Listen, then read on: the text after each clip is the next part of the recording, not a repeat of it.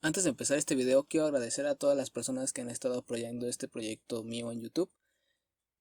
Yo hago este contenido para sacarte un poco de todo este contexto que está pasando justo ahora, ¿no?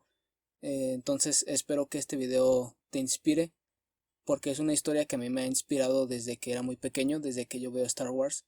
Así que hoy te vengo a contar por qué me gusta tanto y cómo debes creer siempre en ti mismo y en tu propia historia o en tus propios proyectos. Así que sin nada más por el momento, comencemos.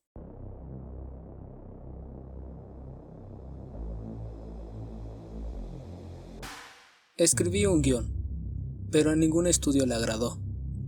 Me dijeron que a nadie le gustaba la ciencia ficción y que era solo para niños.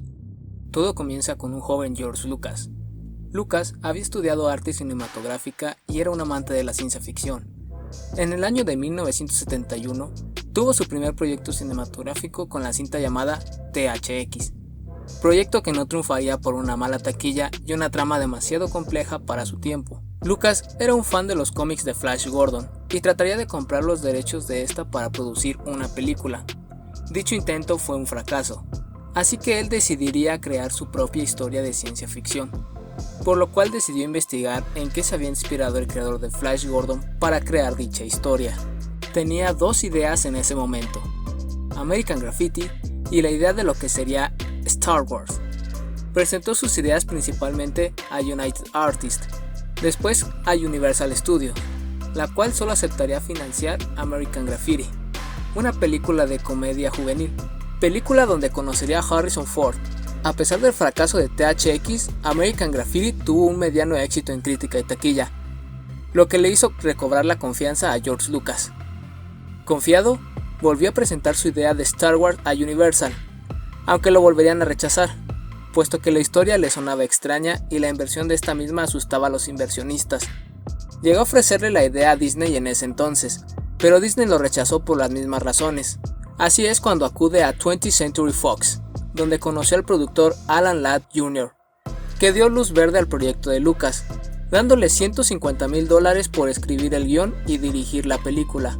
Debido a la buena crítica con American Graffiti, se le dio la oportunidad de negociar su contrato, donde Lucas pidió que las ganancias del merchandising y que en caso de haber secuelas, estas estarían a su nombre, a lo cual Century Fox aceptó pensando que sería un fracaso total.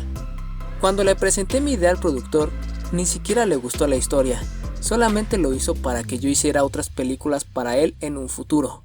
El guión del episodio 4, Una Nueva Esperanza, pasó por varios cambios, que de hecho ninguno de los borradores de esta llegaron al guión final de la película. Teniendo un guión más o menos terminado, para el casting de los personajes, Lucas decidió contratar actores jóvenes y sin experiencia, pero todos los del estudio temían por esto mismo, así que decidieron que deberían tener a alguien con experiencia en la actuación para levantar los ánimos del estudio, dando como resultado que buscaron contratar a Alec Guinness, un actor británico que ya había actuado en teatro y cine.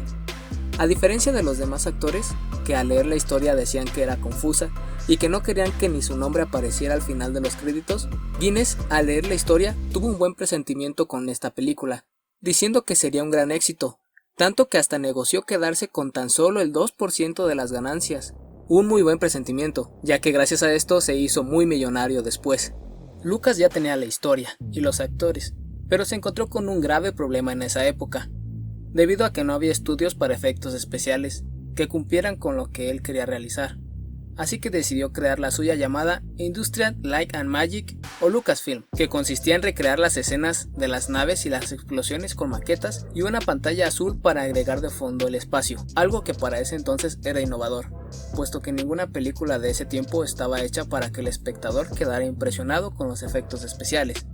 Contratando al diseñador Colin Cantwell para la creación de las naves, debido a su experiencia en la película 2001 Odisea en el espacio. Debido al bajo presupuesto, los sets de la película tuvieron que ser hechos con chatarra reciclados. Por ejemplo, el halcón milenario está hecho con partes de aviones abandonados y fue el más difícil de hacer. Los efectos especiales llevaron 2 años en completarse. Al tener lista la primera versión de la película y al ser vista por George Lucas, este despidió al editor, pues dijo que esta versión era aburrida, además de que faltaba agregar la banda sonora, así que se recortaron escenas. Después tuvo problemas con el poco dinero que Fox le había entregado, que principalmente eran 8 millones, así que negoció más presupuesto, algo que puso aún más nervioso a las personas de Fox, que aceptaron darle 9 millones con la condición de que la producción terminara en una semana y un pedazo de esta película fuera mostrada a los ejecutivos, condición que Lucas cumplió. Y después de mostrarles una parte de la película sin efectos especiales y banda sonora a los ejecutivos, junto con algunos de sus amigos, este se desanimó, pues sus amigos no confiaban en su proyecto, pero a los ejecutivos les pareció interesante lo que estaba innovando. Steven Spielberg le dijo que las escenas mejorarían bastante cuando se agregaran los efectos especiales, y le recomendó a John Williams para la banda sonora, por la buena experiencia que tuvo Spielberg con Williams en la película Tiburón, que le valió un Oscar. Debido a todos los retrasos, la película se estrenó hasta el 25 de mayo de 1977. George esperaba un fracaso total. Solo 40 cines en Estados Unidos proyectarían Star Wars. En su estreno, él estaba en Hawái con su esposa, hasta que 2 días después, vio en televisión el éxito masivo que estaba teniendo su película, que todos creían en un principio que sería un fracaso. Había filas para verla. Pasó de solo ser proyectada en 40 cines a 1000 cines en Estados Unidos. Fue proyectada durante todo un año en 60 cines, también aumentando a nivel mundial, llegando a recaudar $410 millones en esa época por todo el mundo.